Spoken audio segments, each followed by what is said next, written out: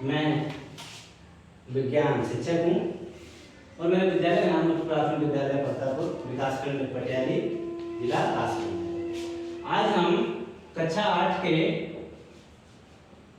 विज्ञान विषय के पाठ 3 परमाणु संरचना के बारे में अध्ययन करेंगे।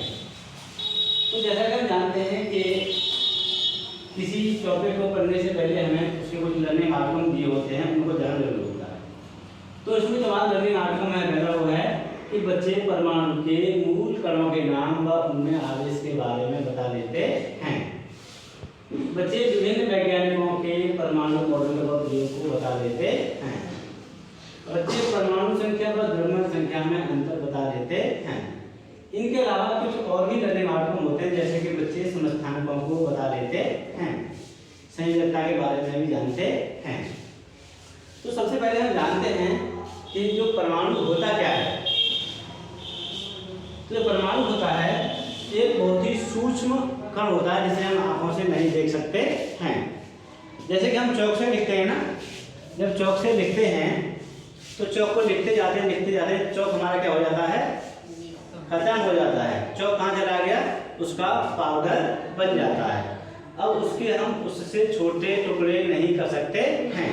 तो जो छोटे से छोटा कण बन गया उसको क्या बोलते हैं, परमाणु बोला जाता है। और परमाणु होता है इसको हम वैज्ञानिकों ने किस आकार का बताया है, गोलाकार बताया है। ठीक है। और परमाणु के बीच का भाग होता है, ये वाला भाग बीच का, इसको हम क्या कहते हैं, नाभिक कहते हैं। बीच वाले भाग को क्या बोला जाता है, नाभिक बोला जाता है। और जो परमाणु होता है, परमाणु में कितने कण होते हैं, 3। Very good. अंकुर तो बताओ कौन से कण होते हैं, electron, proton, neutron. Very good, sit down. Priya तुम बताओ इलेक्ट्रॉन का कैसा आवेश होता है, गुड, इलेक्ट्रॉन पे ऋण आवेश होता है। तो हमें ये पता है कि परमाणु में 3 कण होते हैं, जिसका नाम है पहला क्या है, इलेक्ट्रॉन, जिसको हम कैसे लिखते हैं, ई से लिखा जाता है। दूसरे कण का नाम क्या है, प्रोटॉन, जिसको हम पी से लिखते हैं, इस पर प्लस लगा देते हैं। और तीसरा कण का नाम क्या है, न्यूट्रॉन होता है। न्यूट्रॉन को हम कैसे लिखते हैं, एन से, और इसके ऊपर हम क्या लिख देते हैं, 0।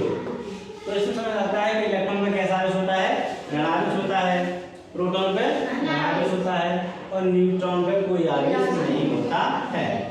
अब बात आती है कि ये चीजें हैं हमारी इलेक्ट्रॉन, प्रोटॉन, परमाणु के मूल कण, ये हमारे परमाणु में कहाँ रहते हैं।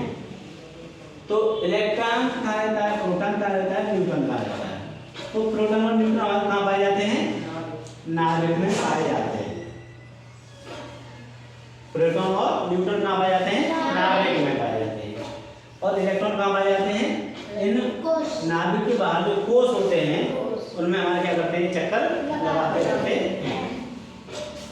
प्रोटॉन और न्यूट्रॉन को मिला के क्या बोला जाता है, न्यूक्लियॉन कहा जाता है।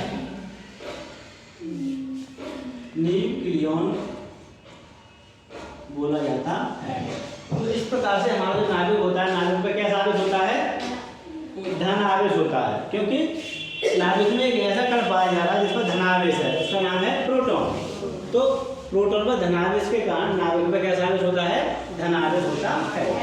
और किसी भी परमाणु में धनावेश और ऋणावेश कैसे होते हैं, बराबर होते हैं, क्योंकि परमाणु में इलेक्ट्रॉन और प्रोटॉन की संख्या कैसी होती है, बराबर होती है। जैसे कि एग्जाम्पल ले लेते हैं हम, जैसे कि हमारे पास एक एग्जाम्पल है हाइड्रोजन का। किसका है, हाइड्रोजन। हाइड्रोजन को क्या लिखते हैं, H। इसका एक ये और एक यहाँ पर, इनको क्या कहते हैं हम, परमाणु संख्या और द्रव्यमान संख्या कहा जाता है।